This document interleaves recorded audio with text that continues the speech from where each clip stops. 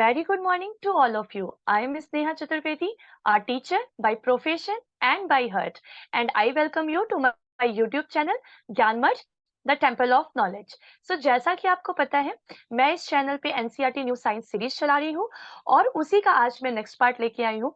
इसमें क्या है, थोड़े से मैंने देखा कि कुछ इम्पोर्टेंट चैप्टर हैं जो कि जानना थोड़ा जरूरी है, तो इसमें मैंने थोड़े बहुत ओल्ड एनसीईआरटी के भी अब मैं इसमें इंक्लूड कर रही हूँ, इसमें चैप्टर्स जो है। और आज जो मैं आपके लिए लेके आई हूँ, जो पार्ट में लेके आई हूँ, वो है क्लास 6 का chapter light, shadow and reflection. ये जो पार्ट होगा, ये आपका 2 पार्ट में होगा। इसमें जो फर्स्ट पार्ट है, यानी ये जो चैप्टर मैं कवर करूंगी, ये मैं 2 पार्ट में कवर करूंगी। इसका एक्सप्लेनेशन मैं 2 पार्ट में कवर करूंगी। और इसमें क्या होगा कि आपका जो है फर्स्ट पार्ट में मैं आपको लाइट के बारे में बताऊंगी, ल्यूमिनस, नॉन ल्यूमिनस के बारे में बताऊंगी, शैडोज क्या होती हैं, और इसके अलावा ओपैक ऑब्जेक्ट क्या होते हैं, ट्रांसलूसेंट, ट्रांसपेरेंट ऑब्जेक्ट कैसे वर्क करते हैं, इन सारी चीजों के बारे में मैं इस चैप्टर में बात करूंगी, इस पार्ट में बात करूंगी एक्चुअली। और नेक्स्ट पार्ट में मैं क्या करूंगी, नेक्स्ट पार्ट जो आएगा उसमें जो है पिन होल कैमरा क्या होता है, रिफ्लेक्शन क्या होता है, इन सारे टॉपिक्स को मैं इंक्लूड करूंगी। और साथ ही साथ मैं आपको यहाँ पे जो टर्म्स यूज हो रहे हैं उनको भी एक्सप्लेन करती जाऊंगी, क्योंकि अगर हमारे छोटे बच्चे हमें देख रहे हो जो क्लास 6 के हैं, उनके लिए भी चीजें बहुत ही ईजी हो जाए, जिनके लिए चैप्टर बिल्कुल ही न्यू रहेगा। ठीक है, सो लेट्स गेट स्टार्टेड।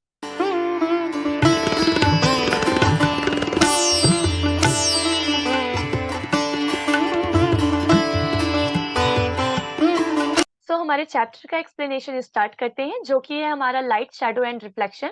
यहाँ आप देख सकते हैं, मैंने कोशिश की है आपके लिए एक ऐसी इमेज लाने की, एक ऐसी स्लाइड बनाने की जिसमें आपको तीनों ही चीजें दिख रही हैं। ये देखिए, ये हमारा ऑब्जेक्ट है, यहाँ पीछे से जो है वो लाइट आ रही है, और ये जो है यहाँ पे शैडो बन रही है। रिफ्लेक्शन के बारे में मैं आपको नेक्स्ट पार्ट में बताऊंगी, तो उसकी जो है वो इमेजेस वगैरह भी आपको नेक्स्ट पार्ट में देखने को मिलेगी। ठीक है, तो चलिए स्टार्ट करते हैं। लाइट एक्चुअली होती क्या है? अगर हम बात करें कि व्हाट इज लाइट या what is the function of light, तो आप उसे कैसे एक्सप्लेन करोगे? तो लाइट जो होती है वो क्या है कि by the light we can see the object, यानी ऑब्जेक्ट को, किसी भी ऑब्जेक्ट को देखने के लिए हमें जिस चीज की जरूरत होती है वो क्या होती है? वो होती है लाइट। अगर मान लीजिए, लेट्स सपोज, अगर आप मुझे देख पा रहे हो, ठीक है, अगर आप फ़ोन की अपनी लाइट को एकदम आप एकदम खत्म कर दीजिए, एकदम अपने फ़ोन को डार्क कर दीजिए, यानी उसमें ज़ीरो लाइट हो, या अगर आप जिस रूम में बैठ के पढ़ाई कर रहे होगे और वहाँ पे अगर मेरे पढ़ाए हुए का नोट्स बना रहे होगे, तो वहाँ पे उस रूम की अगर आप लाइट को एकदम डार्क कर दो, यानी आप एकदम डार्क रूम में जाके बैठ जाओ, तो क्या आप लिख पाओगे? क्या आपको जो आप लिख रहे हो वो आपको दिखेगा? या अगर आप फ़ोन को जो है वो एकदम डार्क कर दो, उसकी लाइट को एकदम ज़ीरो कर दो, तो क्या आप मुझे देख पाओगे? ये पॉसिबल नहीं है। हम जो भी चीज़ें देखते हैं, जिन भी चीज़ों को हम देखते हैं, वो सारी सारी चीज़ें क्या होती हैं, उन सारी चीज़ों को हम देख पाते हैं बिकॉज़ ऑफ द लाइट। ठीक है? तो यहाँ पे जो लाइट है, जैसे मान लीजिए अगर आप मुझे देख रहे हैं, या आप चेयर को देख रहे हैं, या आप फ़ोन को देख रहे हैं, तो कोई भी चीज़ अगर आप देख रहे हैं, तो उसके लिए हमें किस चीज़ की नीड होती है? उसके लिए हमें नीड होती है लाइट की। ठीक है? अब कुछ ऑब्जेक्ट होते हैं जिनके पास अपनी खुद की लाइट होती है। फॉर एग्ज़ाम्पल सन, ठीक है? जो हमारा सन है, वो जो है किसका है? अल्टीमेट सोर्स है लाइट का, नेचुरल सोर्स है लाइट का। लाइट जो हमें मिलती है नेचुरली, वो हमें मिलती है सन से। ठीक है? जो मून है, वो क्या करता है? वो भी तो शाइन करता है रात को। रात में मून अगर आप कहीं नहीं अगर आप कहीं जाओ ऐसे एरिया में जहाँ पे स्ट्रीट लाइट नहीं है, या कभी फॉरेस्ट एरिया में अगर आप जाओ, तो वहाँ पे क्या होता है? वहाँ पे आपको कहाँ की लाइट मिलती है? मून की लाइट मिलती है अगर आप रात में जा रहे हो तो। तो मून के पास लाइट क्या आ रही है? मून के क्या पास क्या अपनी खुद की लाइट होती है? नहीं। मून क्या करता है? मून जो है वो सन की लाइट को ही रिफ्लेक्ट करता है, सन की लाइट से ही शाइन करता है। ठीक है? तो जो हमारा सन हो जाएगा, वो क्या हो जाएगा? Luminous object. ल्यूमिनस ऑब्जेक्ट कौन से ऑब्जेक्ट होते हैं? The object which emit the light of their own are called luminous object. यानी ऐसे ऑब्जेक्ट जिनके पास अपनी खुद की लाइट होती है, वो अपनी खुद की लाइट को इमिट करते हैं, वो सारे हमारे क्या हो जाएंगे? वो सारे हमारे ल्यूमिनस ऑब्जेक्ट में आ जाएंगे। फॉर एग्जाम्पल, हमारे सन, स्टार्स जो होते हैं, उनके पास अपनी खुद की लाइट होती है। ठीक। उसके अलावा the object which do not emit light of their own are known as what? Non luminous object. ठीक है, तो यहाँ पे हमने दो टर्म सीखे, ल्यूमिनस ऑब्जेक्ट और non luminous object. Luminous object क्या होते हैं? ल्यूमिनस ऑब्जेक्ट वो ऑब्जेक्ट्स होते हैं जिनके पास अपनी खुद की लाइट होती है, यानी वो लाइट को इमिट करते हैं, लाइट को अपनी बॉडी से दिखाते हैं, बाहर दिखाते हैं, इमिट करने का काम करते हैं। ऐसे ऑब्जेक्ट को हम क्या कहते हैं? ल्यूमिनस, जिसका एग्जाम्पल क्या है? हमारा सन। इसके अलावा जो ऑब्जेक्ट जो अपनी जिनके पास अपनी खुद की लाइट नहीं होती है, जो लाइट को इमिट नहीं करते हैं, ऐसे ऑब्जेक्ट को हम क्या कहते हैं? Non luminous object. इसमें सारे आ जाएंगे, ये चेयर, लैपटॉप, ठीक है, ह्यूमन बीइंग्स, एनिमल्स, जितने भी लिविंग एनिमल्स हैं, ये सारे किस कैटेगरी में आ जाएंगे? ये आ जाएंगे हमारे नॉन ल्यूमिनस में। क्लियर हो गया what is luminous and non luminous? Now comes to our next slide. अब बात करते हैं transparent, opaque and translucent object की।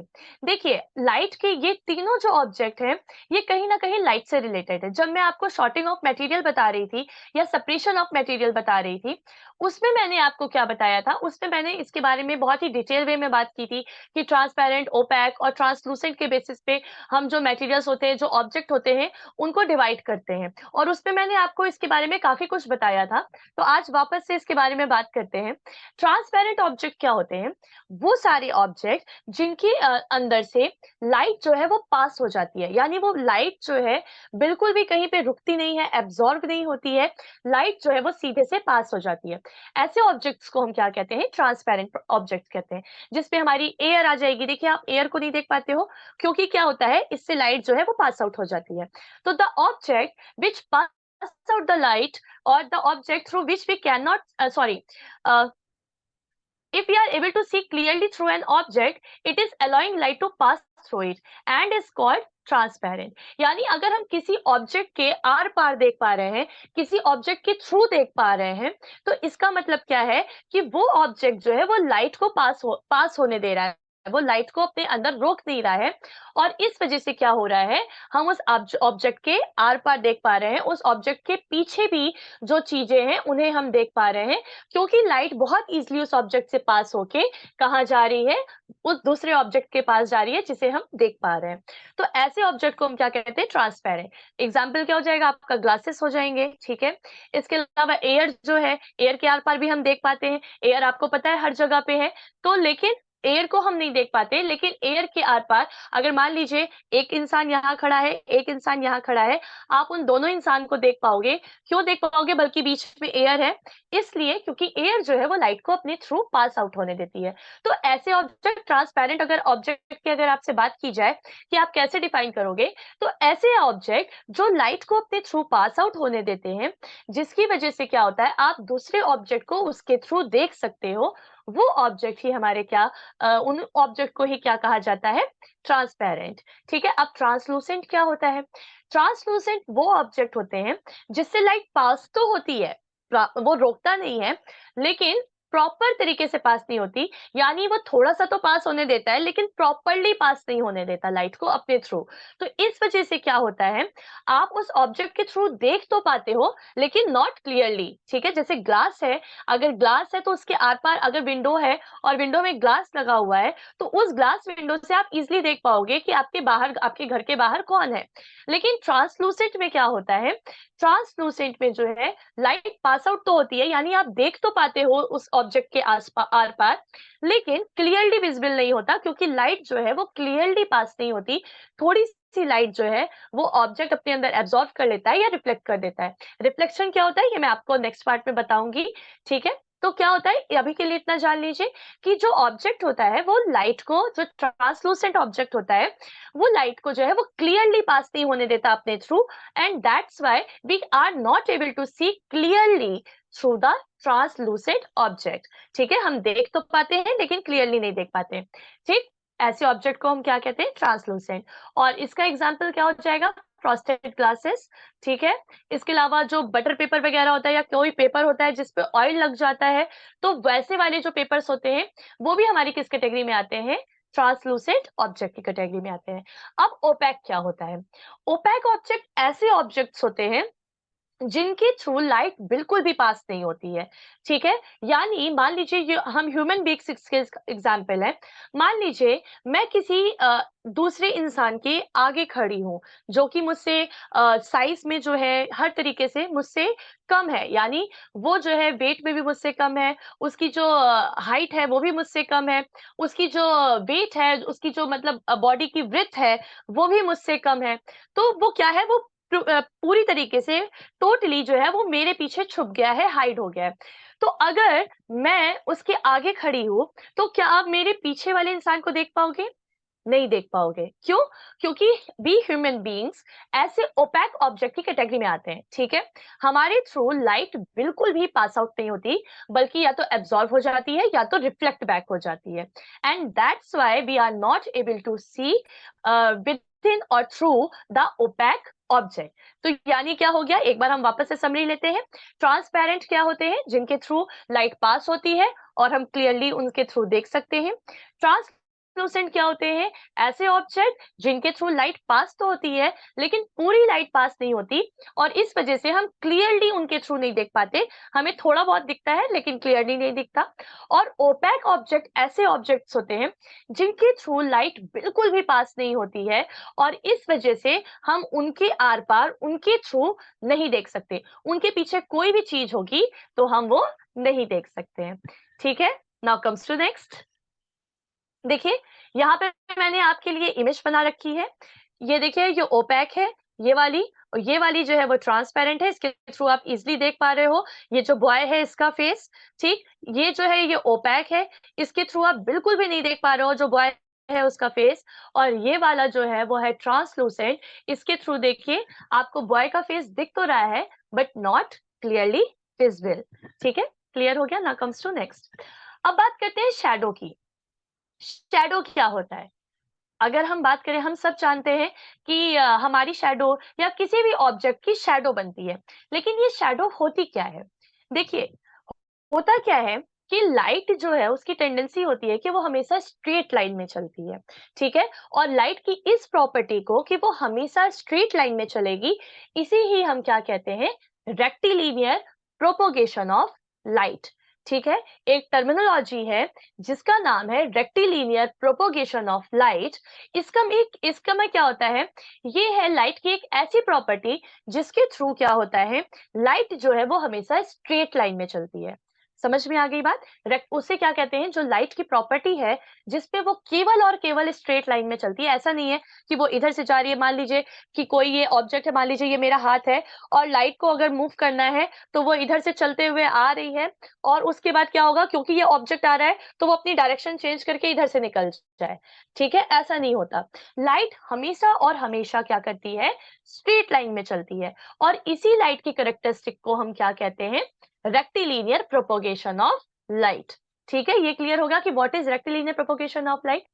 तो क्या होता है कि लाइट जो है वो हमेशा स्ट्रेट लाइन में चलती है। तो जब भी कोई ऑब्जेक्ट उसके रास्ते में आता है, उसके पाथ में आता है, तो वो उसको स्ट्राइक करती है। ठीक है? अगर ऑब्जेक्ट ट्रांसपेरेंट है तो वो उसके थ्रू निकल जाएगी, ट्रांसलूसेंट है तब भी वो उसके थ्रू निकल जाएगी, लेकिन थोड़ी सी रिफ्लेक्ट बैक हो जाएगी या एब्जॉर्ब हो जाएगी। लेकिन अगर ऑब्जेक्ट मेरे पाम की तरह ओपेक है, तो क्या होता है कि मान लीजिए लाइट जो है वो इस डायरेक्शन से आ रही है, उसके बाद वो इसे स्ट्राइक करेगी और स्ट्राइक करने के बाद क्या होगा? जैसे ही वो स्ट्राइक करेगी, मैंने बताया कि लाइट जो है वो इसके थ्रू पास आउट नहीं होगी। तो ये जो मेरा हाथ का एरिया है, इसमें ये जो पीछे वाला एरिया है, ये बैक एरिया, ठीक है? ये जो बैक एरिया है, इसमें क्या होगा? इसके पीछे डार्कनेस आ जाएगी, इसके पीछे लाइट नहीं रहेगी और यही क्या होता है? हमारा शैडो होता है। शैडो क्या होती है? ये देखिए यहाँ पे मैंने लिखा हुआ है, a shadow is a dark area. A shadow is a dark area that's created when an object block light from a source। यानी एक सोर्स से जब एक ऑब्जेक्ट लाइक माय पाम, एक ऑब्जेक्ट जो है लाइट को ब्लॉक कर देता है, तो जो जो इमेज बनती है या जो डार्कनेस क्रिएट होती है, उसे ही हम क्या कहते हैं? शैडो। ठीक है? It forms the side opposite to the light. ठीक है? अगर मान लीजिए, आई होप आपको ये वॉल पे मेरी शैडो दिख रही होगी, मेरे पाम की। आई डोंट नो, विजिबल है? यस, आई थिंक ये क्लियरली विजिबल है। तो देखिए मेरा जो लाइट सोर्स है वो इधर से आ रहा है, ठीक है? और मेरी शैडो किधर बन रही है? मेरी शैडो बन रही है वॉल पे, ठीक है? मेरे पाम को आई थिंक आप क्लियरली विजिबल होगा कि मेरे पाम की शैडो जो है वो क्लियरली वॉल पे बन रही है, ठीक है? तो क्या होता है, जो शैडो फॉर्मेशन होती है वो क्या होती है, हमेशा लाइट के जो सोर्स है उसके अपोजिट डायरेक्शन में होती है, क्योंकि लाइट का जो सोर्स है वहां से जो है लाइट ट्रेवल करके आ रही होगी, ओपैक ऑब्जेक्ट को स्ट्राइक बैक करेगी और उसके बाद क्या होगा, वो यहीं पे रुक जाएगी, वो रिफ्लेक्ट बैक हो जाएगी या एब्जॉर्ब हो जाएगी, लेकिन वो इस ओपैक ऑब्जेक्ट के पीछे नहीं जा पाएगी। तो इसलिए जो डार्कनेस क्रिएट होती है वो हमेशा लाइट सोर्स के अपोजिट क्रिएट होती है, यानी जो डार्कनेस क्रिएट होती है या जो शैडो फॉर्मेशन होती है वो हमेशा जो है लाइट सोर्स के अपोजिट डायरेक्शन में ही फॉर्म होती है। ठीक है, ये चीज क्लियर हो गई। अब देखिए यहाँ पे क्या लिखा हुआ है, it forms on the side opposite to the light source and help us understand the direction understand the direction and intensity of the light. Shadow change in size and shape as the position of the object or the light source changes. ठीक है, अब इसमें क्या होता है, मान लीजिए देखिए अभी अगर मैं अपना हाथ यहाँ पे रख रही हूँ, ठीक है, आपको कोई शैडो नहीं दिख रही है, ठीक, ये देखिए मैं जितना अपना हाथ लाइट सोर्स के पास लेके जा रही हूँ उतनी बड़ी इमेज आपको बनना, मेरे हैंड की इमेज दिखाई दे रही है। आई होप आपको दिख रही होगी। क्या होता है, जो इमेज फॉर्मेशन होती है, जो शैडो फॉर्मेशन होती है, नॉट इमेज फॉर्मेशन, तो वो क्या होती है, वो डिपेंड करती है ऑब्जेक्ट टू ऑब्जेक्ट और लाइट सोर्स से वो कितना पास है या वो कितना दूर है, वो इस बात पे जो है वो डिपेंड करती है। ठीक है, हाँ, तो क्या होता है कि लाइट सोर्स के कोई इमेज कितने पास है या कोई ऑब्जेक्ट कितना पास है और कितना दूर है, इस बात पे डिपेंड करता है कि आपके शैडो की साइज क्या होगी। फॉर एग्जाम्पल मान लीजिए अगर मैं एक अपने पाम की ही बात करूं, मैं एक टॉर्च लेती हूँ और जो है उसको एकदम पास, अपने पाम के एकदम पास करके लाइट का सोर्स क्रिएट करती हूँ, तो क्या होगा, शैडो फॉर्मेशन बड़ी होगी। इस रूम को अगर मैं एकदम डार्क कर दूं और लाइट का एकमात्र सोर्स, ओनली सोर्स जो है वो मेरे हाथ में प्रेजेंट वो टॉर्च होगी, और उसमें क्या होगा, मैं उसे अपने पाम के एकदम पास रख के और शैडो शैडो क्रिएशन करूं, तो क्या होगा, क्योंकि शैडो क्रिएशन जो है वो बहुत ही लार्ज बनेगी। जितना हम लाइट सोर्स के पास होते हैं, ऑब्जेक्ट जितना लाइट सोर्स के पास होता है उतनी ही लार्जर इमेज शैडो फॉर्मेशन होती है, और ऑब्जेक्ट जो है वो लाइट सोर्स से जितना ज्यादा दूर होता चला जाता है उतनी ही छोटी इमेज फॉर्मेशन होती है। इसके पीछे का रीजन क्या है, ऐसा क्यों होता है? देखिए अगर मैं क्या करूं, वही मैंने जो टॉर्च सोर्स का भी आपको एग्जांपल दिया कि इस रूम को मैं पूरी तरीके से डार्क कर दूं, ठीक है, और उसके बाद हमारे पास जो एक लाइट का सोर्स होगा वो क्या होगा, वो टॉर्च होगी। तो अगर मैं उसे एकदम अपने पाम के पास ले जाके और तब जो है लाइट सोर्स ऑन कर रही हूँ, तो क्या होगा, जितनी भी लाइट क्रिएट हो रही है उस सारी लाइट को मेरा पाम जो है वो कवर कर रहा होगा। ठीक है, समझ में आ रहा होगा, आई होप आपको ये चीजें, आप घर पे करके देखिएगा। ठीक है, तो क्या होगा कि जितना भी वो होगा, जितनी भी लाइट होगी, वो सारी लाइट मेरा जो पाम है वो एब्जॉर्ब कर ले रहा है। तो ठीक है, तो जैसे जैसे वो सारी लाइट जो है वो मेरा पाम एब्जॉर्ब कर ले रहा है उतनी ही बड़ी शैडो फॉर्मेशन होगी, उतनी ही ज्यादा डार्कनेस पीछे क्रिएट होगी। ठीक है, और जैसे जैसे मैं उसे दूर लेती जाऊंगी, जैसे जैसे टॉर्च की ओर मैं मूव करूंगी, तो क्या होगा कि क्योंकि लाइट सोर्स जो है वो इधर से भी जाएगी, इधर से भी जाएगी, और मेरा पाम जो है वो सिर्फ रास्ते में आ रहा होगा, लाइट सोर्स और ज्यादा लाइट जो होगी वो और क्रिएट हो जाएगी, और इस वजह से क्या होगा कि जो शैडो फॉर्मेशन होगी वो छोटी होगी, डार्कनेस जो होगी वो कम होगी। तो क्लियर हुआ आपको कि जितना कोई भी ऑब्जेक्ट लाइट सोर्स के पास होगा, जितना भी कम डिस्टेंस होगी लाइट सोर्स और ऑब्जेक्ट की, उतनी ज्यादा बड़ी इमेज फॉर्मेशन होगी, और जितना एक ऑब्जेक्ट लाइट सोर्स से दूर होगा उतनी ही छोटी इमेज फॉर्मेशन होगी। तो शैडो की अगर हम कुछ कैरेक्टरिस्टिक्स की बात करें तो क्या क्या होती है? देखिए, शैडो जो होती है वो डार्क कलर की होती है, ऑलवेज ब्लैक होती है, ठीक है, उसमें कोई कलर नहीं होता है, क्योंकि वो किस वजह से क्रिएट हो रही होती है? Blockage of the light. Light को जब हम ब्लॉक करते हैं तो उसकी वजह से क्रिएट हो रही होती है, इसलिए इट क्रिएट्स द डार्कनेस, यानी ये डार्क कलर की होती है हमेशा। कोई इसमें किसी भी तरह का कलर नहीं होता, ठीक है, एक चीज ये हो गई। दूसरी चीज क्या हो गई कि इट इज रियल, ठीक है, जो इमेज फॉर्मेशन होती है वो रियल होती है। यानी अब रियल का क्या मतलब हुआ? रियल क्या होता है? रियल इमेज क्या होती है? देखिए, अगर हम बहुत ही सिंपल वर्ड में समझना चाहें, बहुत ही आसान भाषा में समझना चाहें, तो जो रियल इमेजेस होती है वो कौन सी इमेजेस होती हैं? जब किसी इमेज के लिए हमें उसे स्क्रीन पे लेना होता है। स्क्रीन क्या होता है? स्क्रीन कोई भी फ्लैट सरफेस हो सकता है जिस पे किसी चीज की इमेज आ रही हो, किसी चीज की फॉर्मेशन हो रही हो, ठीक है। तो अगर मान लीजिए, अगर आप एक एक्टिविटी कीजिए जो आपके एनसीईआरटी साइंस बुक में दी हुई है, कि आप जो है अपने फ्रेंड के साथ जा रहे हो, और वहां पे आपने क्या किया, सन के अपोजिट डायरेक्शन में, जहां से सन है, मान लीजिए वो इस डायरेक्शन में शाइन कर रहा है, तो आप इस डायरेक्शन में जो है वो खड़े हो गए। तो क्या खड़े होने के बाद, क्योंकि आप लाइट को ब्लॉक कर रहे हो, लाइट का सोर्स उधर से आ रहा है, आप लाइट को ब्लॉक कर रहे हो, आपको पता है कि जो लाइट है, आप जो ह्यूमन बींग्स हो वो ओपैक ऑब्जेक्ट का एग्जाम्पल हो, तो क्या इमेज फॉर्मेशन होगी? अगर आपके पीछे जो है वो किसी भी तरह के बिल्डिंग, ट्री या कोई भी ऑब्जेक्ट नहीं है, यानी सिर्फ एयर है अगर आपके पीछे, तो क्या आप अपनी शैडो देख पाओगे अपने पीछे? पॉसिबल है? नहीं, क्योंकि शैडो फॉर्मेशन के लिए हमें हमें हमेशा एक स्क्रीन की जरूरत होती है। अगर आपके पीछे एक बिल्डिंग है, या कोई कार्डबोर्ड लेके खड़ा है आपके पीछे, या किसी तरह का ट्री है, कोई भी ऑब्जेक्ट जो स्क्रीन का काम कर सकता है, वो अगर आपके बैक साइड पे नहीं है, तो image formation, sorry, shadow formation जो है वो नहीं होगी। लेकिन जैसे ही आप अपने पीछे एक स्क्रीन को लेके आते हो, तो शैडो फॉर्मेशन होना स्टार्ट हो जाती है। तो दूसरी कैरेक्टरिस्टिक क्या हो गई हमारी शैडो की, कि शैडो जो है वो हमेशा स्क्रीन पे आती है, स्क्रीन पे हम उसे ले सकते हैं, and that's why it's come under the category of real image. Real image क्या होती है वो आपको भी मैं जब लास्ट पार्ट पढ़ाऊंगी तो बहुत ही डिटेल वे में बताऊंगी कि रियल इमेज क्या होती है, वर्चुअल क्या होती है, इरेक्ट क्या होती है, ये सारी चीजें, इन्वर्टेड क्या होती है, ये सारी चीजों मैं बहुत ही डिटेल वे में पढ़ाऊंगी।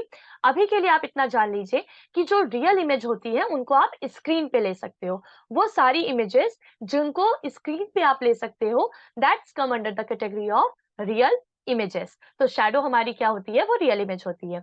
इसके अलावा इसकी साइज जो होती है वो डिफर करती है according to the light source. Light source के कितने पास है हमारा ऑब्जेक्ट या कितना दूर है, इस पे डिपेंड करता है। लाइट ये कई बार जो है ऑब्जेक्ट की एकदम कॉपी आउटलाइन आ जाती है, ठीक है, जैसे कि ये मेरा पाम आपको दिख रहा है, कि आपको देखते ही समझ में आ जाएगा कि ये किसी का पाम है, ठीक है, ये किसी का हैंड है, किसी के हैंड की शैडो है, प्रॉपरली आ रहा है, ठीक है। लेकिन अगर मैं इसकी डायरेक्शन देखिए थोड़ा सा चेंज कर रही हूँ, अगर मैं इसे लाइट सोर्स के पास लेके जा रही हूँ, ये देखिए, आई थिंक आपको समझ में आ रहा होगा,